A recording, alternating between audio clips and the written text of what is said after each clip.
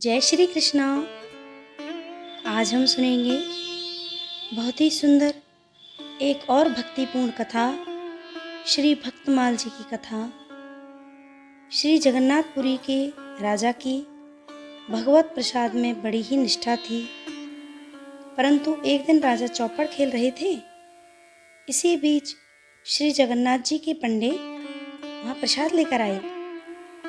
राजा के दाहिने हाथ में फांसा था, अतः उसने बाएं हाथ से प्रसाद को छूकर उसे स्वीकार किया। इस प्रकार प्रसाद का अपमान जानकर पंडा रुष्ट हो गए। प्रसाद को राजमहल ना पहुंचाकर उसे वापस ले गए। चौपड़ खेलकर राजा उठे और अपने महल में गए।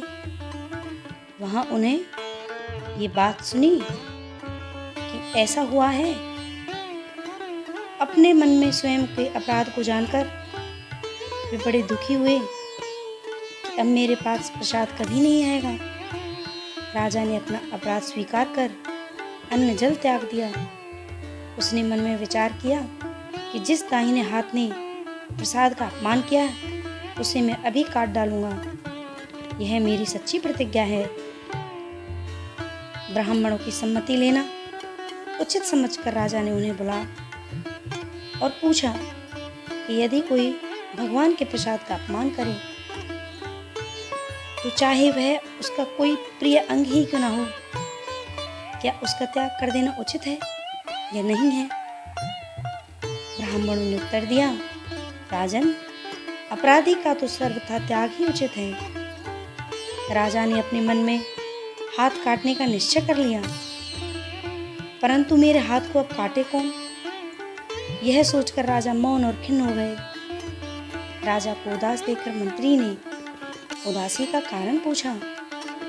राजा ने कहा, नित्य रात के समय एक प्रेत आता है और वह मुझे दिखाई भी देता है। कमरे की खिड़की में हाथ डालकर वह बड़ा शोर करता है।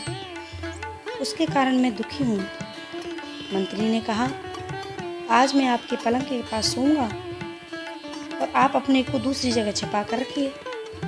जब वह प्रेत जगरोके में हाथ डालकर शोर मचाएगा तभी मैं उसका हाथ काट दूंगा। सुनकर राजा ने कहा, बहुत अच्छा, ऐसा ही करो। रात होने पर मंत्री जी के पहरा देते समय राजा ने अपने पलंग से उठकर झरोके में हाथ डालकर शोर मचाया। मंत्री ने उसे प्रेत का हाथ जानकर तलवार से काट दिया। राजा का हाथ कटा देखकर मंत्री जी अति लज्जित हुए और पछताते हुए कहने लगे, मैं बड़ा मूर्ख हूँ, मैंने ये क्या कर डाला? राजा ने कहा, तुम तो निर्दोष हो, क्योंकि प्रेत तो मैं ही था, क्योंकि मैंने मेरे प्रभु से बिगाड़ कर लिया। मैंने भगवान श्री जगन्नाथ जी के प्रसाद की अवज्ञा की, इसलिए मैं बहुत खिन्न और दुखी हूँ। जगन्नाथ जी ने कहा